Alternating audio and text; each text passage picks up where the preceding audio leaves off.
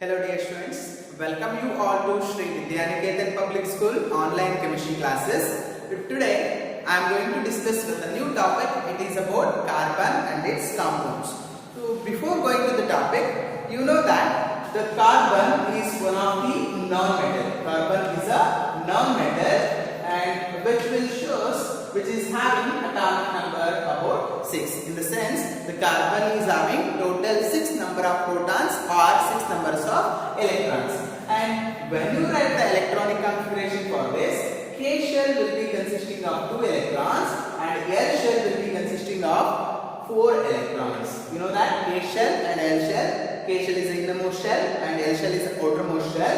K is consisting 2 electrons and L is consisting of 4 electrons. So L is the outermost shell. Total 4 electrons are present. Due to that, this carbon is showing about valency 4. The carbon valency is about 4. Okay, and the name of this element called carbon have been derived from the Latin word. Which is called as carbo. And the meaning of this carbo is nothing but coal. The name of a carbon have been derived from Latin word and the name, that Latin word is nothing but carbo and meaning of that Latin word is coal. Nearly about 0.02% of carbon or carbon compounds is existing in our Arctic crust. And very trace amount 0.03% will be existing in the atmosphere. It is present in the atmosphere, like you know that it may be in the form of carbon monoxide or carbon dioxide. So like that, this carbon is showing immense important effect in our daily life. Why? Because all the things which we are using in our daily life are made up of this carbon element only. Suppose when you come with the pulses, so those pulses is consisting of carbon, and when you come with the fruits, those fruits are made up of carbon. They are consisting of carbon. Even though vegetables, those are consisting of carbon. Even you can take a human being as an example. Even all the human beings are made up of carbon or carbon compounds. When you come with the plants, so those plants also consisting of carbon. Even soil also is consisting of some type of carbon compounds. Whenever you come with the polyester, nylon, cotton, so those examples also in that substances also there is some amount of carbon.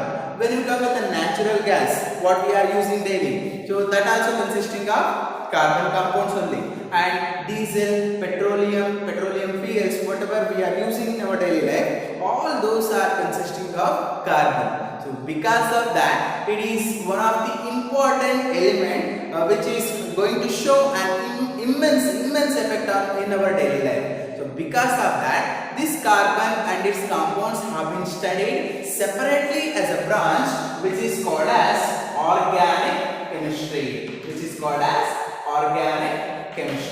So the study of carbon and its compounds. Is called as organic chemistry. Okay. In today's class, let us go with the importance of carbon and what are the allotropes which are present in the carbon. Yes, dear students, when you come with the occurrence of carbon, carbon is existing in a free state as well as it is existing in combined state. Free state as well as combined state.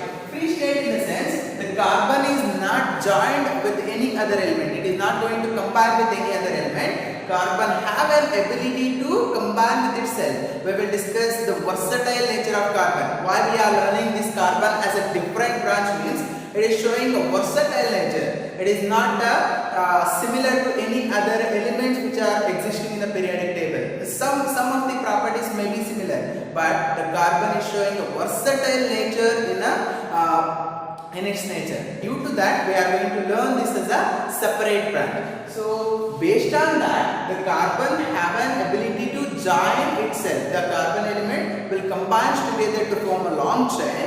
By that, it is going to exist in a different allotropic form. What is that allotrope? All those things we will discuss now. So carbon is existing in a free state, like it may be graphite, it may be diamond or it may be Buckminster Fullerene. It may be Buckminster Fullerene without joining with any other element. Purely carbon atoms have been joined together.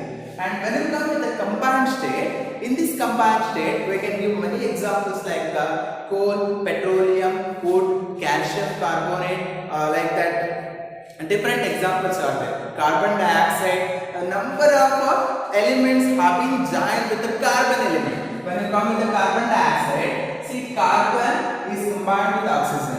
When you come with the calcium carbonate, like limestone, calcium is combined with the carbon and oxygen. So carbon is joined with the two elements, calcium as well as oxygen. So like that, the carbon when it is joined with any other different elements, those we are calling it as combined state. So carbon is existing in free state as well as combined state. So in this class, I am going to explain you about allotropes of carbon which is existing in the free state. Then what is this allotrope? So here allotrope is nothing but it is a element which is showing various physical forms, various physical structures with a similar chemical characters but they are different in their physical characters. So that is nothing but allotrope. When you come with the allotropes of carbon, this carbon is showing the three major important allotropes. So in that, the first one it is about diamond. And the second one is graphite. And the third one it is Buckminster Fullerene. Buckminster Fullerene. So carbon is existing in three allotropic form. One is diamond, the second one is graphite, and the third one is Buckminster Fullerene. Okay, so let us go one by one with their structures and the properties. Yes, dear students, as I said before, this carbon is showing three important allotropes. The first one is diamond, second one is graphite, and the third one is newly discovered Buckminster Fullerene. Initially, let us go with the structures of this diamond, graphite, and Buckminster Fullerene. How the atoms have been arranged in each and every allotropes. The first one, when you come with the diamond, see here, this diamond.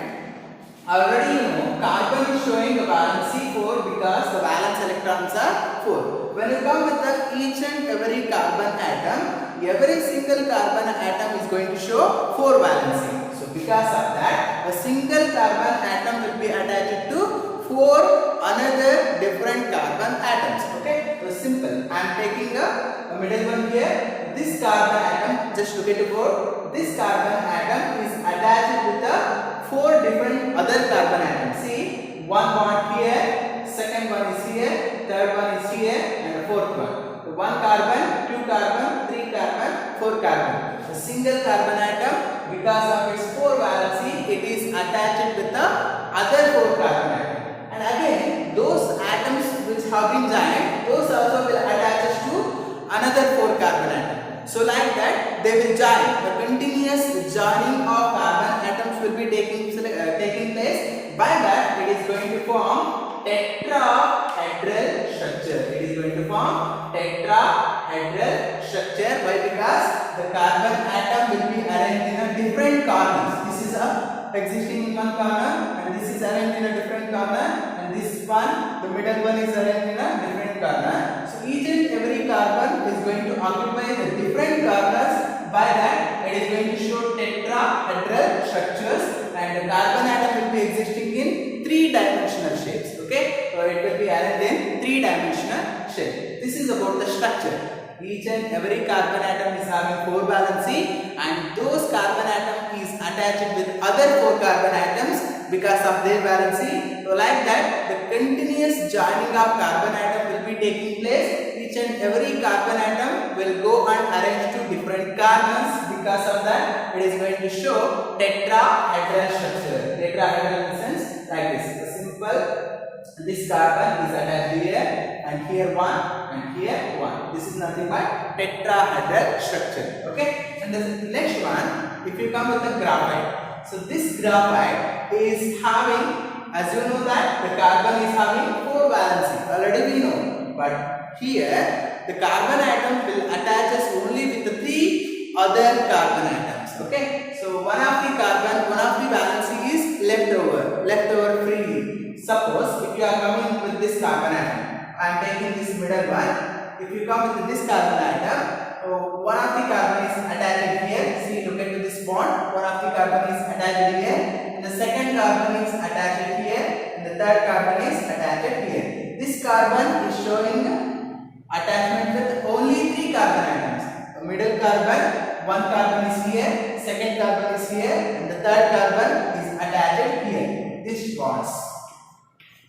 Okay, and one of the bond is left over freely. Due to that, what we can say, the arrangement, whenever the arrangement is there, this is not going to show tetrahedral structure, but graphite is showing layer formation. Okay, they are going to form a layer, sheet-like structures. Okay, and those layers will be one upon another. Due to that, what we can say, the bond which is existing in between 2 different layers, that bond is called as weak van der Waals force. Because of that weak van der Waals force, it is not much harder like a diamond. Okay, I will explain about the properties. There we can learn easily.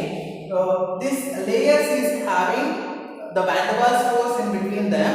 That is very weak. Due to that, this is slippery. The graphite is slippery and it is soft in nature. Okay, and the carbon which is attached with the other carbon atoms, only 3 carbon atoms have been arranged here. One of the atom is left over freely. One of the valence electron is left over freely, and the bond which is existing in between 2 carbon atoms is strong covalent bond. Okay, so here also there will be existing strong covalent bond in between carbon atoms, and here also there will be existing strong covalent bond in between carbon atoms. So this is a structure of graphite. When you come with the Buckminster Fullerene, it is showing football-like structure. Just you can have a vision upon this structure. Just Buckminster Fullerene will be like a football. Here about 60 carbon atoms have been arranged. When you come with the diamond and graphite, there is no limit to the joint of carbon atom. It may be 100, it may be 1000, it may be millions of carbon atoms. They will join together, they will combine together, and the arrangement will be different. The physical arrangement will be different. Due to that, the physical properties also will go on changing. When you come with the Buckminster Fullerenes, so here there is a limit to the joint of carbon atoms. There is a limit for the combination of the carbon atoms. Only 60 carbon atoms have been arranged. So we can give the formula like this: C60. C in the sense carbon. 60 means carbon atoms. Okay, 60 carbon atoms have been arranged together. So in this, 20 hexagonal rings and 12 pentagonal rings. The arrangement will be like this. I think you know about hexagonal and pentagonal. Hexagon in the sense the ring which is having 6 sides, and pentagon in the sense the ring which is having 5 sides. So 60 in the 60 carbon atoms, when they arrange it together, those will arrange like dome structures. Dome in the sense like wall structure, and in that 20 hexagonal rings are present and 12 pentagonal rings are present. 12 5-sided rings and 20 6-sided rings. Those will join together and they form football-like structure. Yes, dear students, based on the arrangement of different physical structures, these diamond, graphite and Buckminster Fullerenes will show different physical properties. So what are those physical properties? Let us learn now. When you come to the diamond, just look at the diamond. Diamond is hard, solid. It is hard, solid and transparent. It is hard, solid and transparent, which is showing brilliance, shiny nature. It is also going to show brilliant, shiny nature. Why? Because of its transparent nature. So diamond is hard, solid, transparent, and it is brilliant, shiny in nature. When you come to the graphite, this graphite is somewhat soft in nature, soft solid only, but it is not transparent, it is opaque. It does not allow the light to pass over it. But when you come to the diamond will allow the traveling of light inside to that one. So because of that, it shows a shiny nature. When you come to the graphite is soft, solid and opaque in nature. And the next property we can go here. Diamond is bad conductor. It is bad conductor of electricity. But graphite is good conductor of electricity. Graphite is good conductor of electricity. Then what is the difference? Why addition? Both are made up of carbon only. It is also pure form of carbon. Diamond is pure form of carbon and graphite is pure form of carbon. Why? Whenever you burn diamond and graphite, they will burn completely and they use only carbon dioxide without leaving any traces. So what we can say, diamond and graphite is only made with carbon atoms only. No other different elements are joined here. No other elements have been joined here. Only carbon atoms have been joined together and they form some different physical forms. Okay. So due to that, diamond, graphite, Buckminster Fullerene. So these we can give purest forms of carbon atom. Okay. So based on that, when you come to the structure of diamond it is consisting of carbon but bad conductor. Graphite also consisting of carbon but it is good conductor. I was saying in the structure, diamond having 4 valency, each and every valency have been joined together with other 4 carbon atoms without leaving any free electron. There is no free electron. So due to that, it is not going to conduct electricity. If we wanted to conduct electricity, we need some free ions or free electrons, they will carry the electricity, right? So here, if there is no free electron, there is no conduction of electricity. Due to that, diamond is bad conductor. When I come to the graphite is good conductor. While in the arrangement, I was saying one carbon atom is arranged with the 3 different carbon atoms, 3 other different carbon atoms, and each time each carbon atom is going to leave one free electron. One of the free electron is left over. Due to the presence of free electron, there is presence of free electron, so it conducts electricity. Graphite is going to conduct electricity. Then when you come to the diamond, so this diamond is showing high melting point and boiling point. It is showing high melting point and boiling point. Why? Because when the carbon and carbon is going to join together, they will share the electron. By sharing electron, they are going to form covalent bond. Hard, strong covalent bond is built in between the carbon and carbon element. To break that bond, we need to supply large amount of heat. Okay, highest amount of heat energy is required, nearly about 3500 degrees Celsius. Nearly about 3500 degrees Celsius is the melting point of this diamond.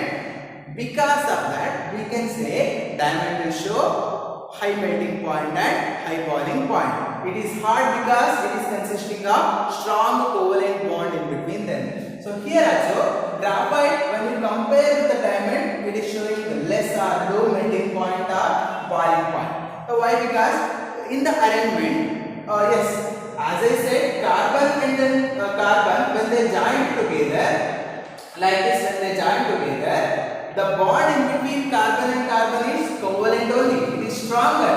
But when it is going to form, downside another layer will be present. So in between them, in between the layers, 2 layers, there is weak van der Waals force. There is weak van der Waals force.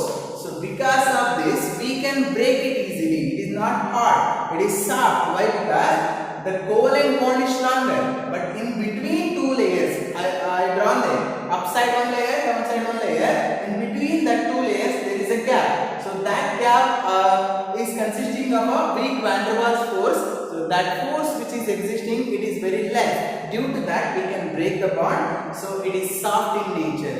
Okay. Based on that, it is also having low melting point and low boiling point when you compare with diamond.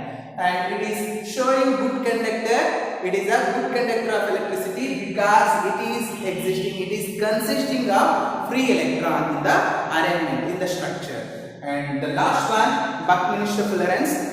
Actually, the properties are not mentioned. When you come to the property, as we know that the Buckminster Fullerene is consisting 60, exactly 60 carbon atoms. So it is not much harder like diamond and it is not soft like a graphite. Okay. So the Buckminster Fullerene is showing the properties in between. It is showing the properties in between diamond and graphite.